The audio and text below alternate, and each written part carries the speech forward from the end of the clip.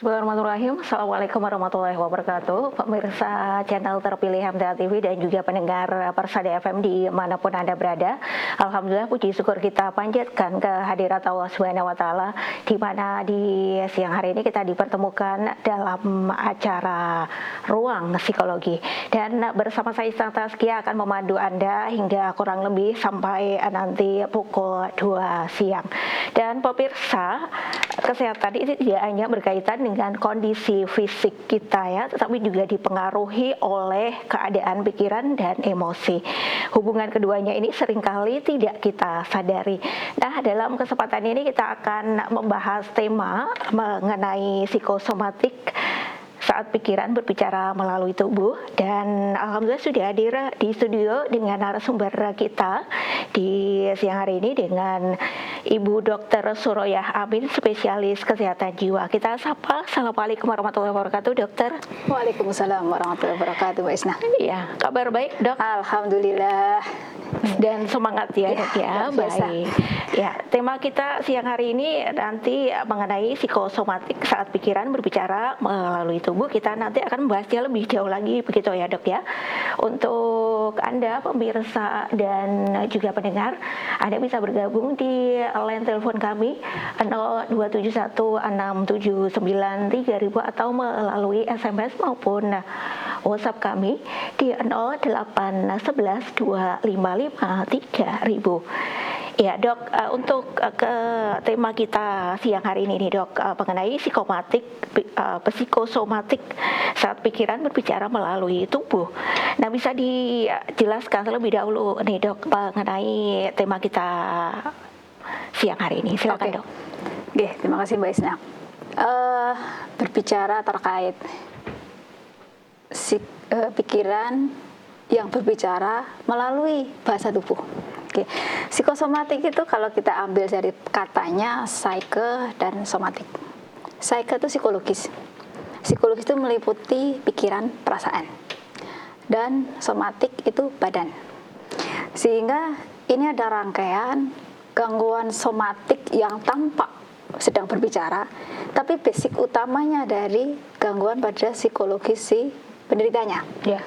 Sehingga akan menunjukkan sepertinya dia sakit raganya, tapi sebenarnya psikisnya yang sedang berbicara, tapi karena tidak tampak sehingga tidak tampak di luar saat nanti keluhan pasien itu muncul.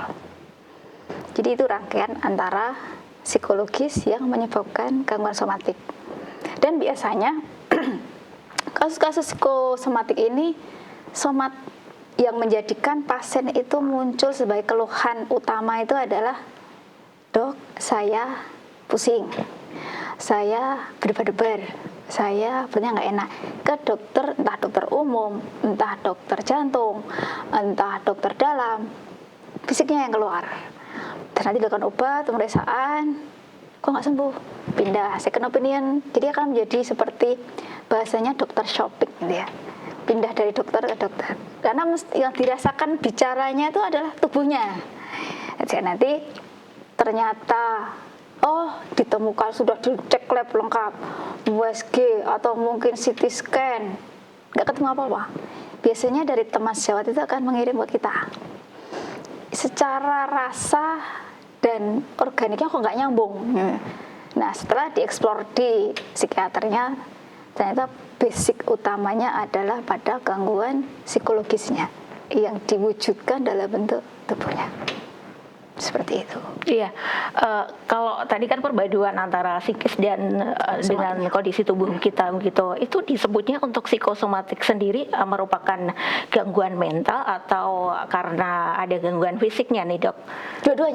Dua-duanya ya, saling berperan begitu. Ya, artinya itu bahasanya apa ya? Kolaborasi antara psikologis dan somatiknya. Dan nantinya kadang menjadikan itu seperti lingkaran setan. Psikologisnya bukan somatiknya, karena efek somatiknya yang mungkin nggak sembuh-sembuh atau dirasa semakin nggak nyaman mempengaruhi ke psikologisnya. Psikologisnya tambah kencang, somatiknya tambah kencang. Nah, jadi nggak akan selesai kisah ini kalau tidak diputus salah satunya. Sehingga beberapa pasien itu kadang membaiknya itu malah di psikiater. Walaupun tampaknya sakit perut, sakit kepala, sakit jantung, kesannya. Tapi ternyata malah membaik dengan pengolahan rasa, pengolahan pikir dari obat-obat yang kita diberikan sambil kita explore sakjano sebenarnya apa yang utama akar dari sakitnya ini. Sehingga harapannya akarnya dapat, sananya dapat. Sehingga ini akarnya diputus, harapannya sini bisa putus, tidak terjadi gangguan di soma lagi karena psikologisnya sudah kita perbaiki. Iya, dan untuk yang awal nih dok, sebenarnya yang menyerang itu apakah memang dari psikisnya dulu karena kondisi mungkin lagi stres dan akhirnya menyebabkan perutnya sakit dan lain sebagainya begitu, apakah karena dari psikisnya dulu atau memang kondisi tubuhnya nih dok? Oke, itu dua arah. Oke. Jadi perutku nggak enak ya, gitu. Oh, perut nggak enak lama-lama kok makin nggak enak ya. Sudah muncul nggonek, nggoke. Itu dari badan fisiknya dulu. Karena mungkin diawali dengan salah makan misalnya atau makan apa perutnya jadi nggak enak. Terus jadi menyalahkan perutnya, jangan-jangan aku tuh sakit ini. Ya, psikologisnya dapat. Nah, ada juga yang basic awal itu dia sudah kecemasan dulu, atau mungkin OVT dulu, atau mungkin ada stres dulu, sehingga menimbulkan gangguan pada mana yang diserang awal, perutnya, kepalanya, jantungnya, sehingga nanti baru kemudian somatiknya yang muncul. Jadi bisa dari psikologisnya ke somatiknya, bisa somatiknya ke psikologisnya, selama somatiknya oleh teman sejawat yang lainnya tidak ditemukan sesuatu yang signifikan bahwa oh lambungnya bagus tuh, asam lambungnya masih dalam batas normal, lab-labnya bagus, CT scan-nya bagus. Tapi kalau somatiknya memang ditemukan ada sesuatu, nah kita tidak bisa menyatakan itu psikosomatik. Seperti itu, Mbak. Iya, kalau nantinya nih dok, tadi kan sakit terus-terusan begitu sampai ganti beberapa dokter begitu. Nah, ketika saat itu apakah solusinya adalah mendatangi seorang psikiater begitu, dok? Tidak sama dengan ya, tapi sebagai alternatif. Artinya jika kita sudah dokter shopping kemana-mana, kadang jodoh obat, jodoh dokter itu kan sifatnya sudah ditentukan. Ada yang berjodoh dengan memang dokter dalam yang ini lebih ditemukan ini, oh Anda sakitnya ini, ya berarti nggak jadi psikosomatik. Tapi kalau ada alternatif, mungkin aku juga ada di gangguan di pikiranku atau perasaanku, sehingga dia menggunakan alternatif ke psikiater. Setelah di psikiater ternyata ditemukan memang basic utama akar dari sakitnya itu adalah gangguan pada pola pikirnya, gangguan pada pola rasanya, karena nek ge aku kudu. Nah, itu menjadikan somatiknya lah. Itulah baru kita katakan psikosomatik. Jadi tidak sama dengan terus ke psikiater. Iya, kalau dari kasus-kasus yang terjadi ini dok, untuk kasus psikosomatik ini, untuk sekarang ini seberapa banyak nih dok yang mengalami? Oke, lumayan sering ya. Kalau untuk di psikiater ya, psikiater mungkin sekitar 5-7% lah, nggak terlalu banyak. Nah, tapi di FKTP yang dokter umum, puskesmas atau dokter klinik sebenarnya banyak. Tapi kadang entah ada yang bukan miss ya, eksplorasi dari sakitnya itu kurang menyeluruh sehingga ternyata psikologisnya bermasalah. Jadi bahasanya dicecar obatnya itu ya obat lambung ya obat kasih pusing ya obat pusing tanpa ada kadang karena mungkin efek pasiennya banyak ya, jadi untuk eksplor itu nggak sempet gitu ya. Nah, jadi kasusnya tuh malah banyak sebenarnya di perifer, di dokter umum, di puskesmas, di dokter klinik. Cuma kadang tinggal eksplorasinya dapat benda. Cukup sering.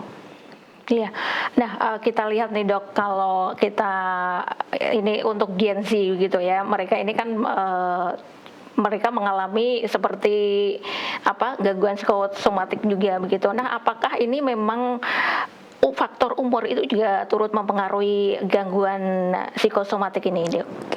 Ada faktor umur, cuma karena faktor umur itu dia bahasanya kematangan emosionalnya belum terbentuk sempurna.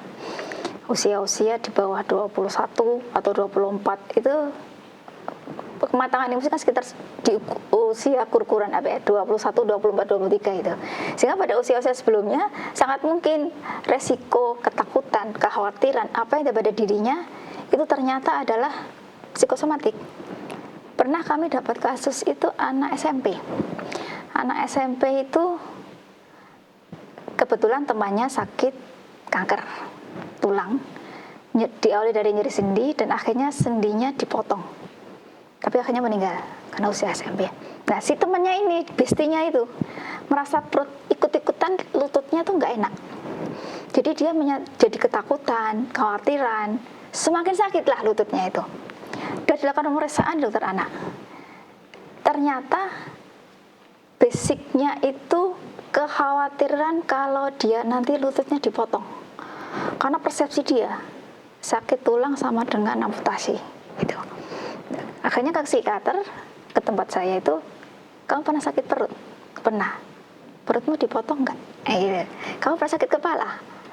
Pernah. Dipotong nggak kepalanya? Nah kita goyahkan dia agar tidak menjadikan sakit sama dengan ambil.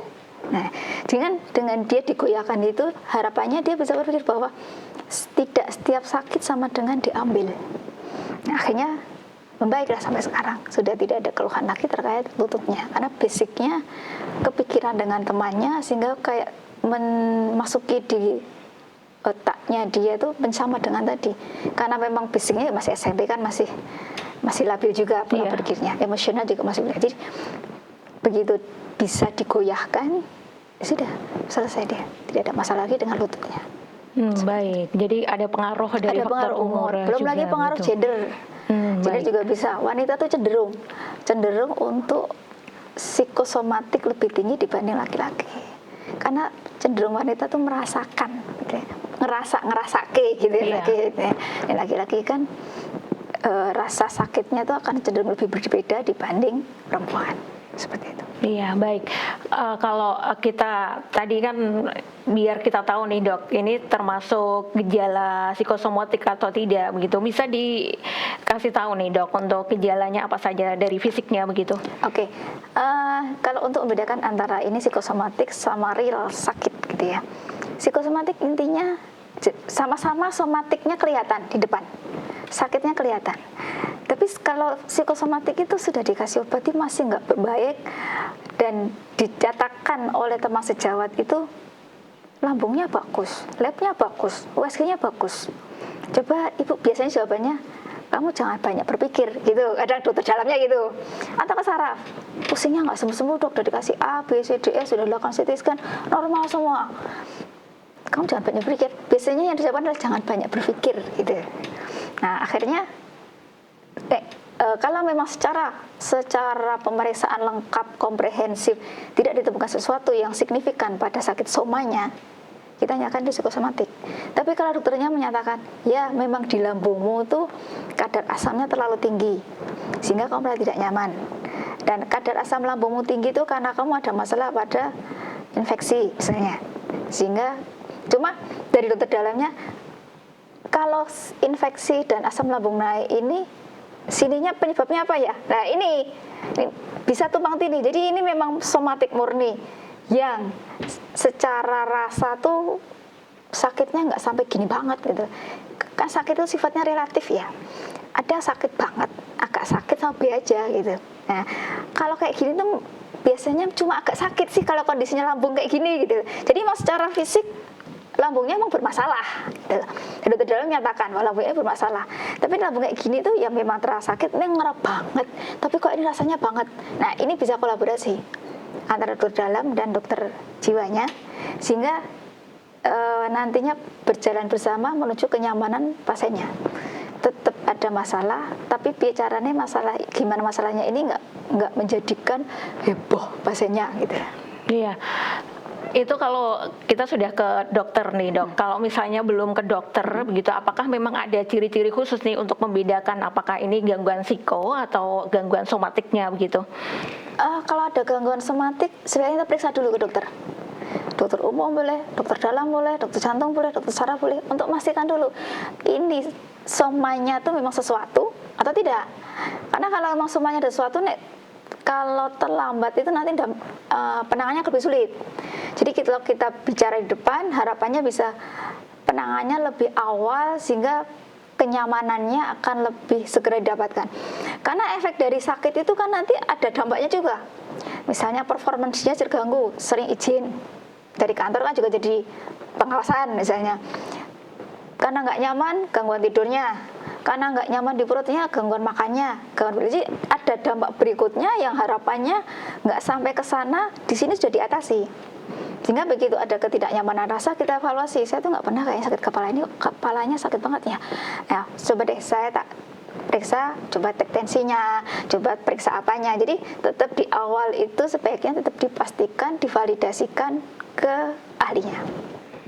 Iya, tadi dokter menjelaskan ada faktor gender dan juga umur juga. Selain itu ada faktor lain tidak dok yang bisa memengaruhi terjadinya gangguan psikosomatik ini? Oke, kami juga ada pasien itu ada riwayat keluarganya itu kanker semua, kakaknya, adiknya, sehingga dia merasakan tidak nyaman pada ini, jangan-jangan aku ya kanker gitu. Jadi tambah kecemasannya karena ininya ada riwayat itu, sehingga ada riwayat keluarga. Karena memang ada somatik pada keluarga.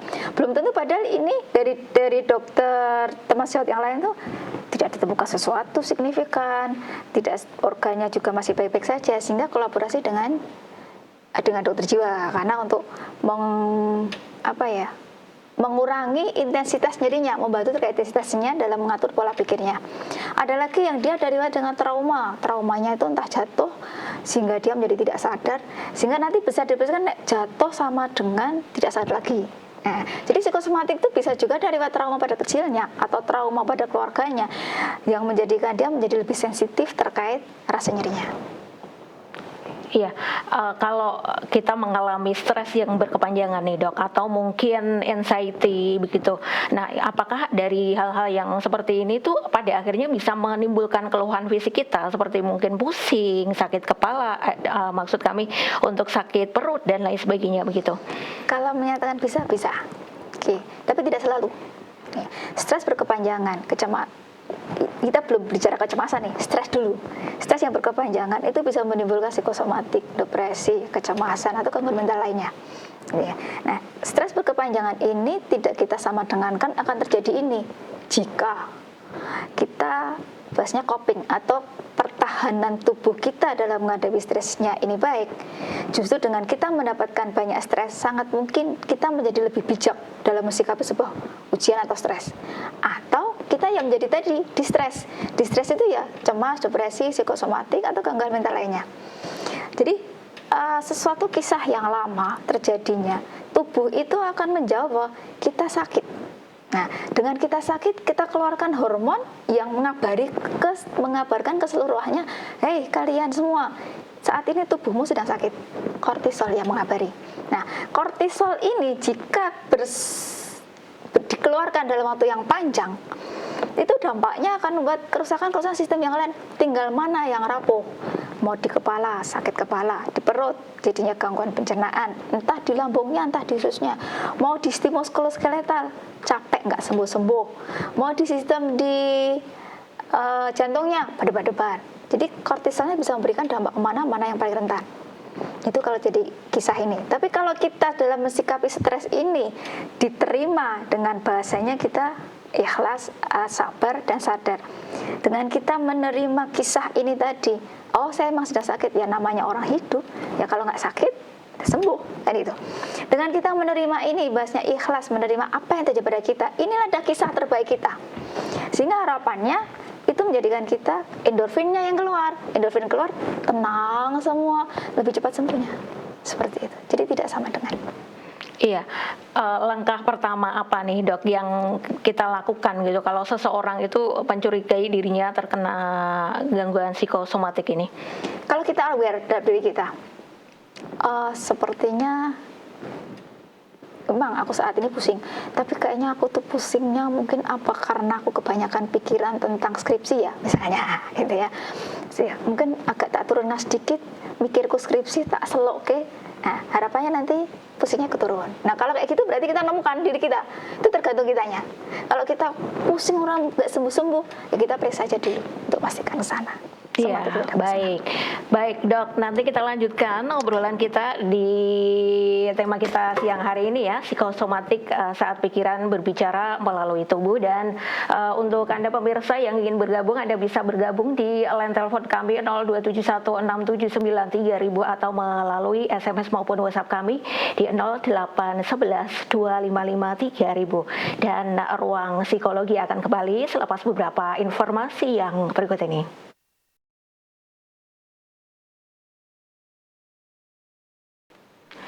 Ya, baik pemirsa dan juga pendengar, kita kembali di ruang psikologi dan kita masih bersama dengan narasumber kita, ada Dr. Suroya Amin, spesialis kesehatan jiwa, dengan tema kita siang hari ini mengenai psikosomatik saat pikiran berbicara melalui tubuh. Dan Anda bisa bergabung di line telepon kami 0271638 maksud saya 02716793000 atau melalui SMS maupun WhatsApp kami di 08112553.000. Dan baik dokter, kita lanjutkan kembali tadi di sesi yang pertama, langkah pertama yang sebaiknya dilakukan ketika seseorang mencurigai dirinya terkena psikosomatik. Nah, lalu kapan nih dok seseorang yang ini perlu berkonsultasi dengan psikiater? Oke, kapan seorang perlu berkonsultasi dengan psikiater?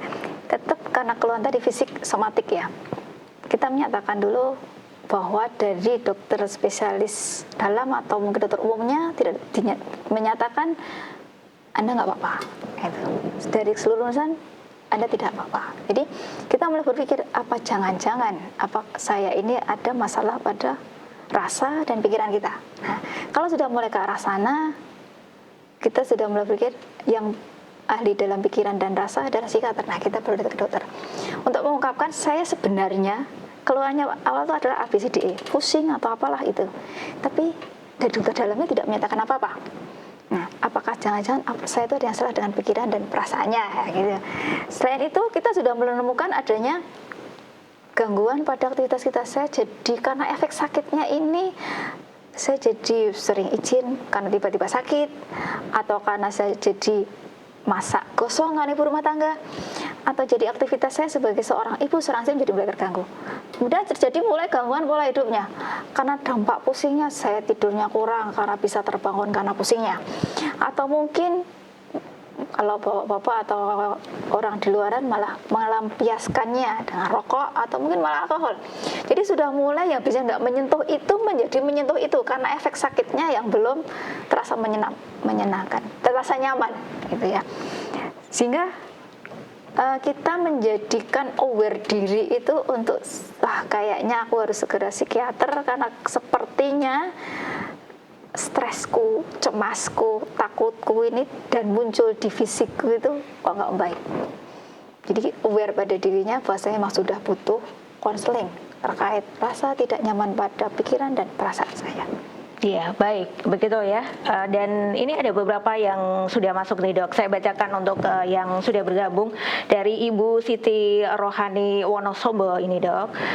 Saya punya keluhan, tiba-tiba dada sesak, kemudian perut begah, punggung belakang berat, perut bawah kanan kiri seperti ditusuk-tusuk. Kemudian makan tidak bisa seperti biasa sampai kenyang. Dan setelah diperiksa dokter itu katanya gastritis begitu. Tapi kambuhnya itu kalau saya tidak gembira atau bersama dengan vertigo begitu. Dan kalau nahan emosi, nahan marah, sedih itu pasti kambuh. Nah, bagaimana cara menghilangkan agar tidak mudah stres ini, dok? Oke, terima kasih Bu Siti atas pertanyaannya. Jadi pada kasusnya Bu Siti ini perut begah, pinggang nggak nyaman, berdebar-debar tiba-tiba, makan nggak enak, gitu kan. 4 gitu ya.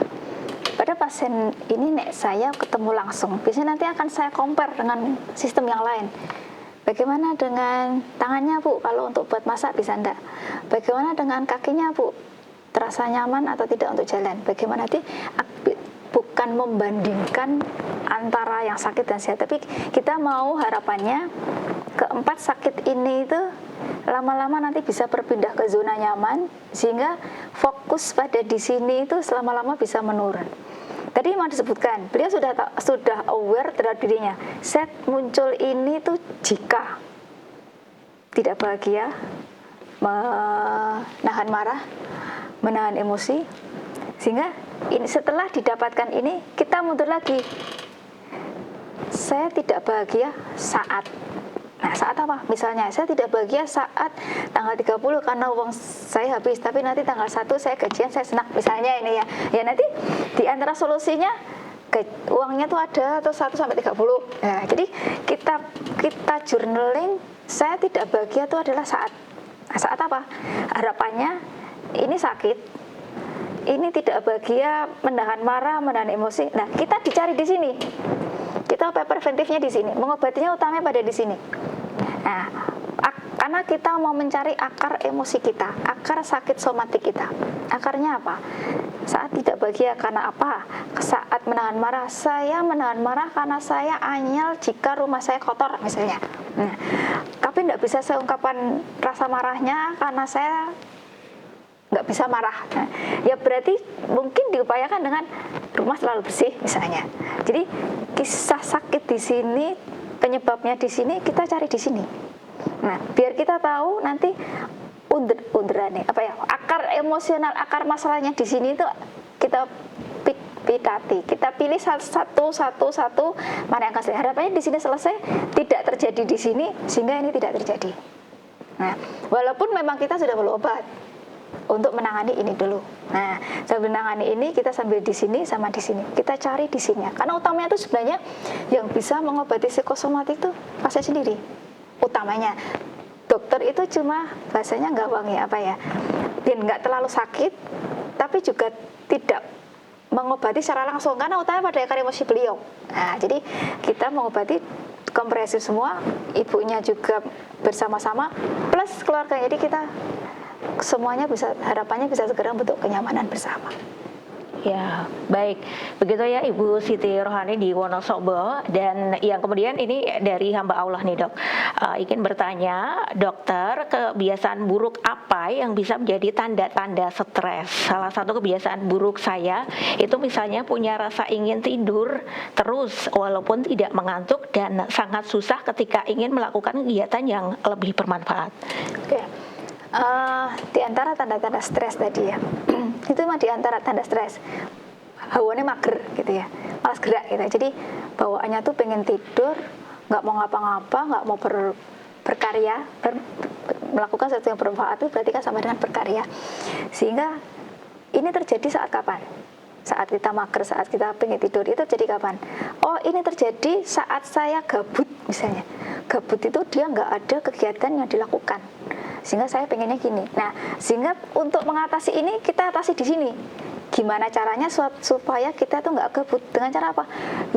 Ya kita naknik di rumah itu, entah mungkin berkebun lah, entah mungkin menyulam, menjahit atau masak, atau artinya tangan kita tuh selalu bergerak atau kaki yang bergerak. Sehingga kalau penyebab ininya tadi diawali dari sini karena gabutnya, ya gini kita bergerak. Atau ini misalnya saya tadi nggak mau ngapa-ngapa karena saya sedih. Nah, sedihnya saat apa? Kisah di belakang sedihnya itu apa? Nah, kita selalu mengupayakan kisah di sini itu apa yang terjadi, sehingga di sini terjadi ini. Nah, kita awalnya masih selama ini terjadi, awalnya ini, penyebabnya ini, kita harus tahu. Jadi kita harus mencari segala satunya itu akar dari penyakitnya ini. Harapannya begitu nanti akarnya membaik, ini ikut membaik, sehingga kita akan terasa lebih nyaman.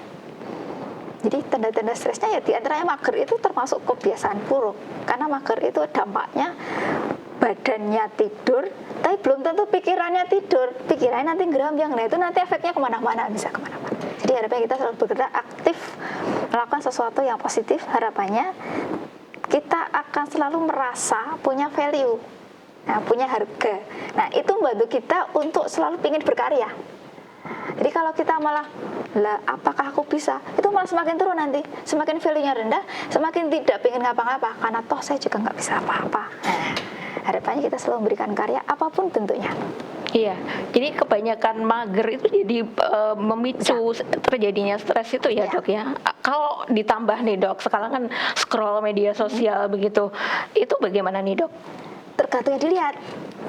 Kalau scroll medianya dalam rangka kita mau mencari motivator, saya tuh pengen punya usaha roti misalnya. Nah, kita scroll media dalam bentuk nyari-nyari yang entah bahasa media sosial apa yang membuat roti ini tuh enaknya bahannya gini, lebih baiknya tuh dengan metode ini. Membuat roti jenis ini tuh lebih pasarnya lebih banyak. Kita lihat dulu scroll medianya media apa yang dilihat. Kalau scroll medianya media Mobile Legend, ya nantinya akan semakin mager itu dan menjadikan kecanduan dalam internet itu. Iya, baik. Kita ke pertanyaan yang berikutnya nih, Dok. Dari Ibu Nafisa ya. Assalamualaikum. Waalaikumsalam warahmatullahi wabarakatuh. Ini mau cerita dulu nih, Dok. Waktu muda, umur 20 tahun, saya pernah didiagnosa terkena sindrom psikosomatik. Kalau rasa kekhawatiran timbul, bawaannya mau buang air kecil, sampai sekarang umur 40 tahun. Kebiasaan buang air kecil ini terus-menerus masih ada. Padahal dari lab dan cek di rumah sakit ya, ini bagus. Bisakah dengan keluhan ini bisa sembuh dan mungkin dokter bisa memberikan solusi atau terapi untuk bisa sembuh? Silakan, Dok.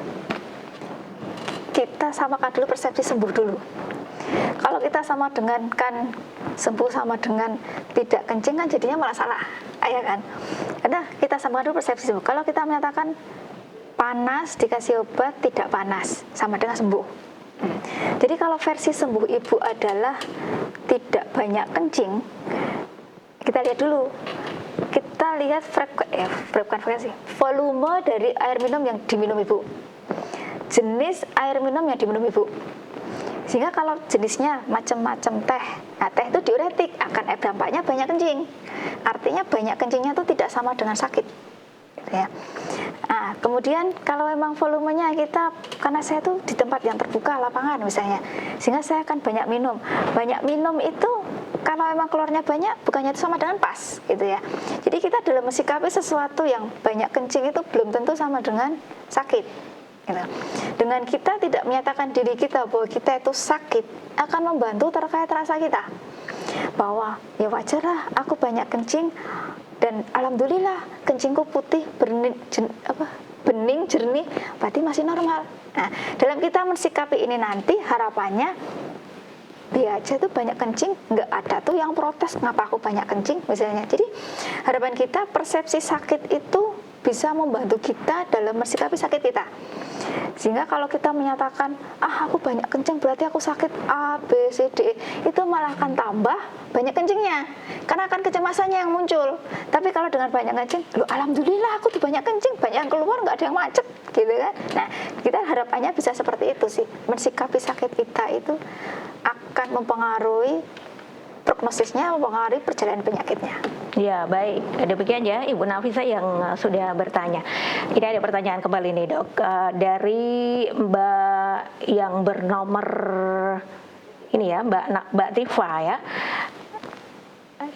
Ya, anak saya ini ada keluhan sakit punggung, sudah periksa ke dokter ortopedi dan dokter saraf juga, sudah ronsen dan alhamdulillah tidak ditemukan hal-hal yang serius.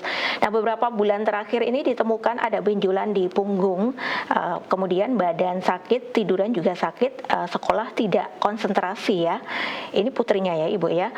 Untuk penjelasannya ini bagaimana, karena akhir-akhirnya ada rasa mual-mual dan muntah, kemudian untuk makan saja juga kurang enak ini, Dok. Oke. Kalau untuk yang benjolan ada riwayat pengobatannya? Sudah ada riwayat pengobatannya. Itu yang sebelum ada benjolan. Kan temukan benjolannya sekarang itu? Iya. Oke. Kan ada kisah yang baru ya, itu kan kisah yang lama adalah dia tidak nyaman di punggungnya sehingga mengganggu pada sistem pada tubuhnya. Dari dokter menyatakan, dari ronsen dan lain menyatakan aman. Ada kisah yang baru, kisah ada benjolan sehingga dampaknya tadi ABCDE. Nah, kita pastikan dulu benjolannya ini apa. Tuh, jadi bisa ke dokter yang dulu, bisa beda dokter untuk second opinion.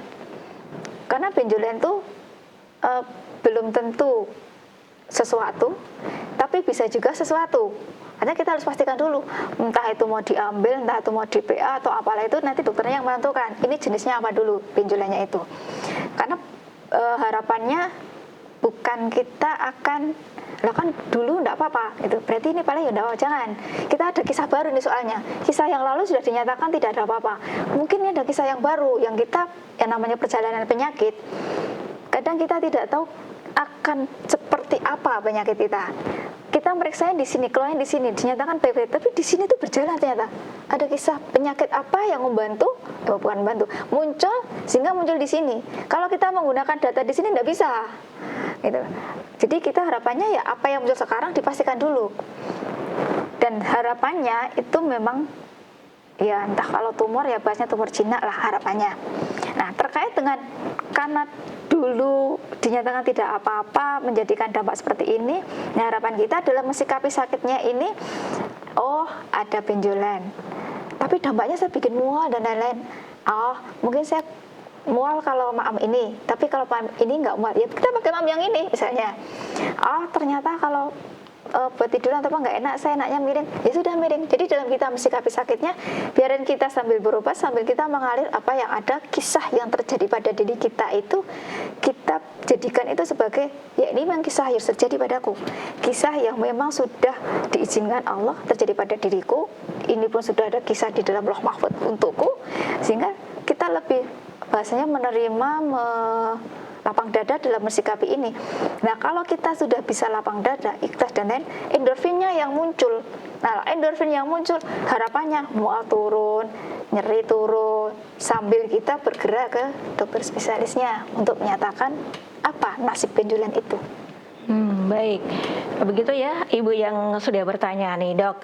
Ya kita lanjutkan kembali ini sedikit saja nih Dok. Tadi kan apa ya untuk gangguan psikosomatik sendiri nih Dok, yang rentan itu adalah mereka para wanita dan juga anak-anak remaja ya, terutama usia Gen Z begitu. Nah untuk dukungan dari keluarga sendiri apakah sangat berpengaruh nih Dok?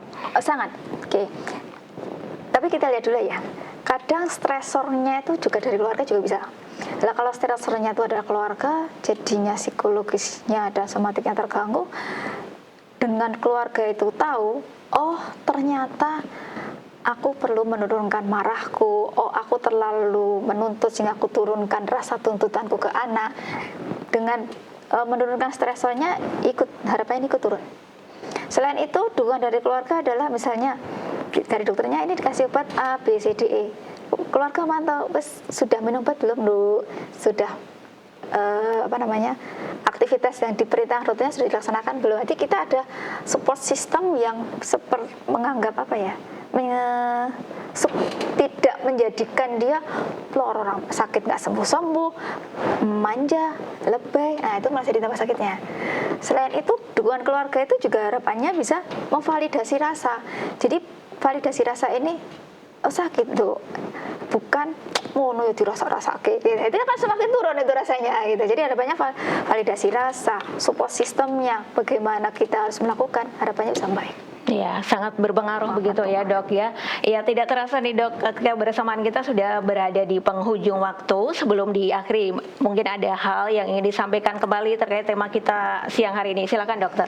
Oke, terkait psikosomatik ini ya, kita harus tahu bahwa gangguan di somatik bisa mempengaruhi gangguan psikologis bisa mempengaruhi gangguan fisik. Jadi kesehatan tuh kita jaga baik jiwa dan raga kita. Dengan makan sehat, cukup tidur, pikiran positif, sehingga harapannya ini tidak terjadi ini dua arah ini tadi, saling membuat sakit. Selain itu, kita perlu mengetahui dampaknya ini sudah sampai ke tingkat apa. Aku sudah ada gangguan tidur sehingga aku membuat besoknya tidak nyaman. Nah, kita sudah mulai mencari bantuan. Selain itu, bantuan itu belum tentu sama dengan kita kalah. Kadang ada stigma, saya berubah itu berarti saya lemah. Tidak. Bantuan itu membuat kita, menjadikan kita lebih kuat, lebih segera membentuk kenyamanan agar bisa segera melakukan performance sesuai profesi kita. Sehingga harapannya masing-masing kita mengerti kita saya sedang ada terjadi apa, sehingga segera bisa melakukan apa. Harapannya kita bisa mengerti apa yang sedang terjadi pada diri kita. Iya, baik. Terima kasih dokter sudah menyempatkan waktu di sini dan berbagi ilmu, dan semoga bermanfaat untuk kita semuanya. Sehat selalu Dokter Amin. Suroya, dan saya sukses selalu juga. Amin. Insya Allah, amin. Assalamualaikum warahmatullahi wabarakatuh. Waalaikumsalam warahmatullahi wabarakatuh. Ya, dan baik pemirsa dan juga pendengar, sampai di sini bersamaan kita di Ruang Psikologi siang hari ini. Semoga bahasan tadi bermanfaat untuk kita semuanya. Akhirnya saya Isna Taskia mewakili segenap kru yang bertugas di siang hari ini pamit undur diri. Terima kasih atas perhatian Anda. Wassalamualaikum warahmatullahi wabarakatuh.